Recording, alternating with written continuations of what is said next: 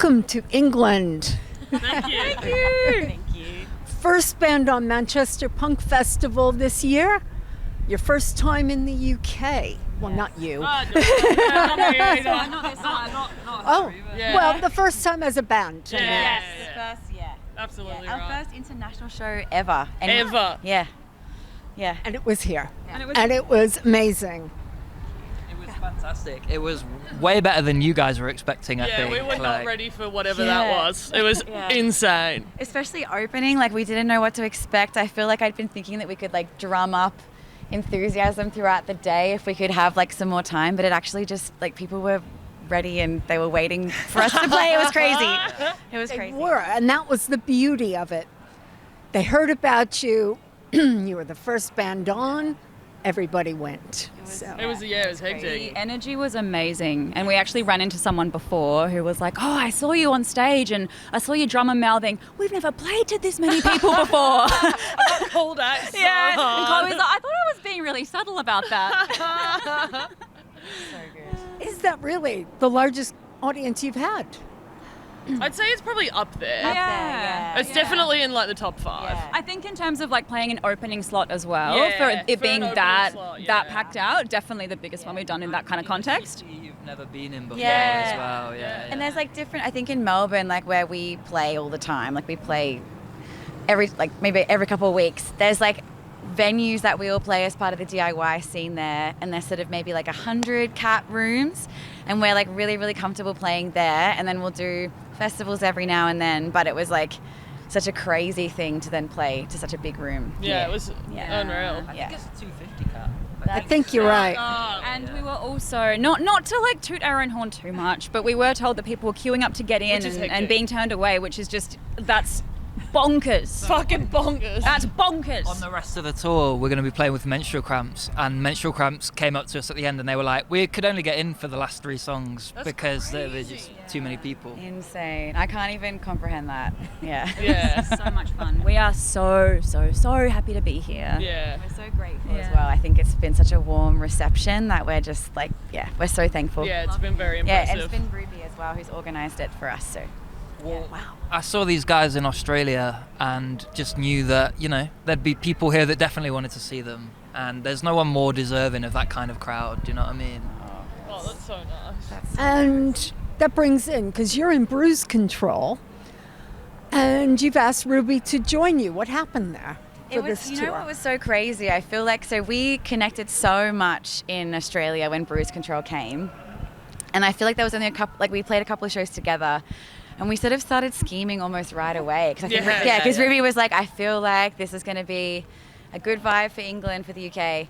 And then when she was organising the shows, our bass player had left our band.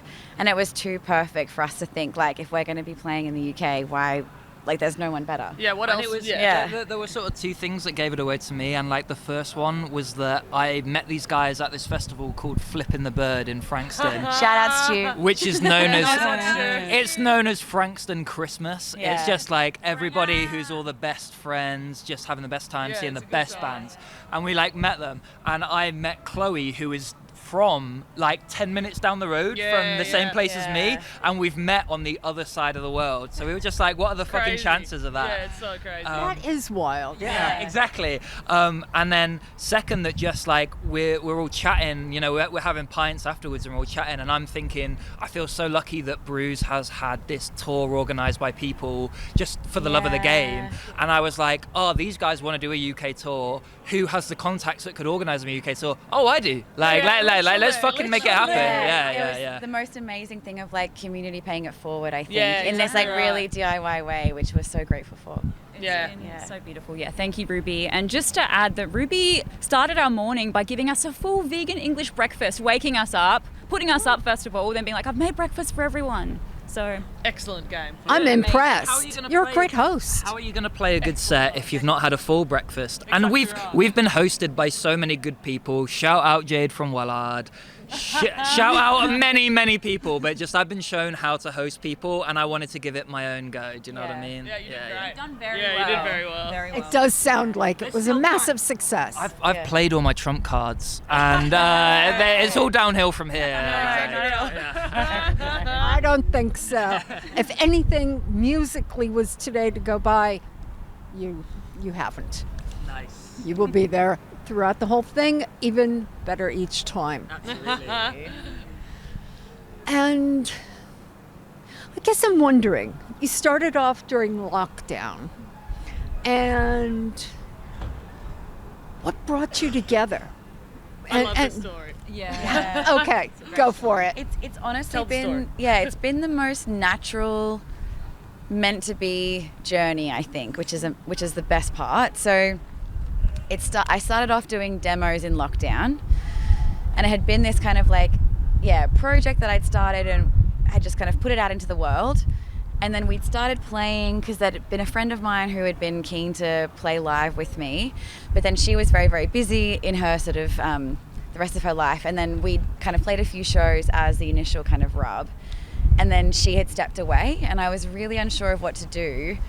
And then I had met Dasha at a very, very kind of coincidence. Extremely serendipitous meeting that felt like actual fate. Sorry to cut you off as well, but just like the story of that was wild because you did a guest spot at a show that my partner was playing at with his band, and then I think you mentioned to my partner who you'd met once before, and you're like, oh, do you know any like femmes looking to play in a punk band? And my partner goes like, and I'm like, hello? It's me. And he's like, oh yeah, Dasha. And then we just hit it off straight away. And it was like just so easy. Yeah, it was perfect. And I think it was such a thing where like it felt like it was something that like when you create something that is like beyond just yourself and people gravitate towards it, that you're meant to be around. And that was what it felt like with Dasha. Like I can't believe that we'd never met before because we're so similar, but then it just kind of had been this project that then just like if you have the confidence to put something out into the world, the right people who want it and who fit with it come. and that is how we got Chloe as well. Because Yeah. our drummer at the time had an injury and couldn't play a few shows with us, so we got Chloe on board to fill in. And the first time we rehearsed, it just felt like this magical, like electric connection where we're like, oh shit, this is really cool. I just got tingles thinking about it. Yeah, it actually was magical. Like it was just like we found this amazing combination with the three of us. Yeah. It just was like, it's perfect. Chloe kind of played the first note, and then I feel like me and Dasha looked over each other and we were like, I remember oh, watching no. you two look at each other. We were and like, being the drummer okay. who was injured, we're like, oh god, now we have to fire someone. Sorry, That's buddy. so awkward. But then and then it was us playing at Flippin', which I think had been maybe like, funnily enough, it had been the first maybe 3 months of Chloe being in the It was band. very early. And then that's when we met R.U.B. I think I played my Yeah. first show in like November, and then Flippin' was. Yeah, but in you the new felt year. you felt so natural in it, and it felt like a bit of prototype vibe. And then as soon as it was the three of us, it was like, okay, now we're actually a band. And Yeah. then we just Yeah. started writing, and that's Yeah. where our latest EP came from. Yeah. Like we just booked out some rooms to rehearse in, and we're just writing together, bringing all influences together, and it's just been amazing. Yeah, it has been. Yeah, So sick. it's been so fun, and we are beyond stoked to have R.U.B here with us in the UK as our bassist. Amazing. She was great today. Yeah. And I guess I'm wondering, because you got that musical thing that really gelled for you, but also to have the same stance on everything about women, about Indigenous people's rights, all of those things. Is it something you were seeking out, or is it just you all happen to be that way? No, we were seeking it out, and I think like that had always been like from that initial kind of the project that we'd started, like initially in like doing the demos in lockdown, like it had always been incredibly like explicitly political, and I think that was part of like this clarion call that made Dasha and Chloe like identify with it so much. Because like for me, like, and I know we all share this view, like there's no fucking point doing punk music unless it's political. Exactly right. Yeah. Like, no, it's true. Like it That's just, the whole fucking point. yeah, It's literally what it was made for. Yeah. And so like for me, especially like the world is fucking burning and the only thing that we can have that is like salve in this fucked up world is to play music together, and that had always been incredibly important to the project. So that's kind of, I think that was also part of what drew the two of you to it. Yeah, Absolutely. 100%. Yeah, and also just the nature of building community through music and finding, I guess, catharsis and comfort. And in a world that's getting increasingly more fucked up as the years go on. I'm just really grateful I get to actually be in a band that has the exact same values that I share. And it's like you always say, sort of like, hey, bands, there's so many like punk bands that are playing music just because they want to go out on the weekend with their mates, where we're like doing it with a real like intent and purpose. I think that really shines through. Like, it's something that, like, I think for us it gives us drive, and it just adds a little bit something, like, you know, and we fucking love playing music. That's like, you know, that's amazing, but more than anything, we actually fucking believe the message. And like, not only that, but like every single time that we play a show, we will connect with people watching us. People will come and talk to us after. Yeah. And that to me is the most important thing. That's fucking punk. Like, that's the punk that I grew up on, that like anarcho message. And that is why I think we continue to just want to fucking share it and connect with community. Like, it's actually more than just the music. And that really comes out in your music, That's it. in watching you on stage, and your message. I mean, a lot of bands wouldn't play women talking about what's happened to them, and you guys do. And that is just a part of who you are, and it tells me how genuine you are, that you're not just parroting crap. I think there's a lot of bands that hit, you know, they're great, but they miss out on the message. And then there's bands, you know, they've got the message and good on them for pushing that, but it's not to everybody's taste. Whereas, like, as soon as you watch like R.U.B, you're like, okay, message is there, tunes are there, let's go. Yeah, It's we're all in. the new anarcho. It is. And you don't stick to a single sound either, Yeah, which is one thing we've I talked love. about that a lot. This is one of our favourite things as a band as Yeah. well, is that I think we all have shared music taste in many ways, but also very unique approaches and different tastes that always come together. We don't stick to a single genre, and it's so much fun. It's so much fun. We're genre fluid. Genre fluid. Like, why? Like, and that's also a political fucking message. Like, why should we stick to something? There's no such thing as a binary of fucking whatever. Also, we all have ADHD. We're like, oh, this sounds cool. Let's do it this way. And that makes like, that makes like that's the joy of it too, right? Like, that's also what we're doing, is like, we're actually wanting to have a good time. Yeah. And as somebody else with ADHD, I completely relate to, no, wait a minute, I want to do it this way now. We want to do it Why all. limit yourself? Like, That's and I think, exactly right. that's the best part of it. Like, it's not only just, like, it's not only talking about the political message, it's fucking walking it every day. And that's what I think we always are striving to do. We can demonstrate that even with something as simple as, why the fuck would we stick to a genre? Exactly.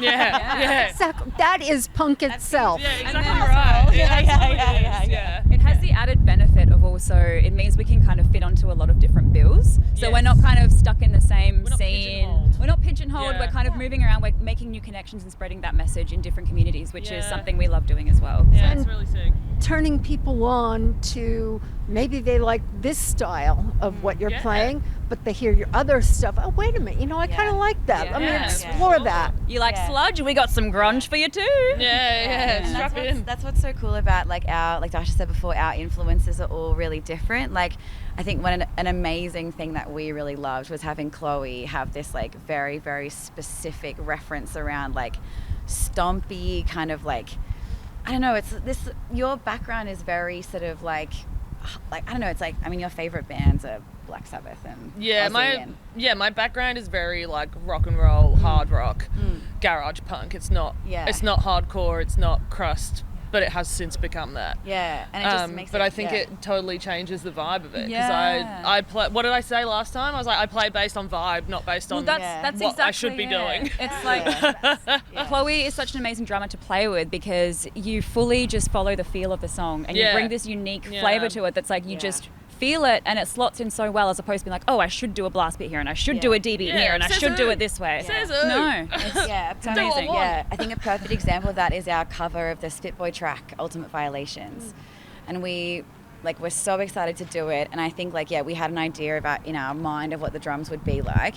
And then Chloe just, like, listened to the song and then ripped the fucking sickest sickest drum part you've ever heard, and it totally changed the song. Yeah. And that's what I think is also so special about us, is because like Dasha and I can have maybe like similar ideas of what things should sound like, but then having Chloe come in and then add this extra like spark to it, it makes it sound really, really cool.